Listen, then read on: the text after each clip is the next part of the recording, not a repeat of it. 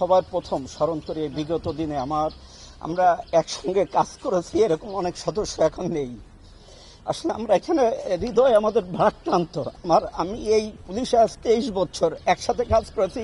কিছুদিন আগেও আমার থানায় ছিল, সে আজকে নেই। আসলে আমাদের পুরো পরিবার, আমার পুরো পুলিশ সদস্য, আমরা সত্যিকারের ট্রমাটাইজড।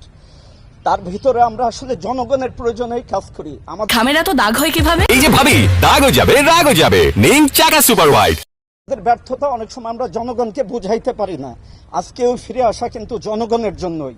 জনগণ প্রয়োজন বোধ করছে যে পুলিশ না থাকলে কি হচ্ছে, সেই প্রয়োজনেই ফিরে আসা। আমি ধন্যবাদ জানাই সেনাবাহিনীকে। সত্যিকারে তারা বিশেষ করে তেজগাঁ এলাকায় বিগত দিনে এবং ঠিক যখন সারা বাংলাদেশে জ্বালাও পোড়া হচ্ছিল, তারা একেবারে কোনো একটা স্বর্গীয় দূত হিসেবে এই থানার গেটে দাঁড়িয়ে তারা আমাদের রক্ষা করছে। তাদের প্রতি আমার এই থানার পক্ষ থেকে কৃতজ্ঞতা।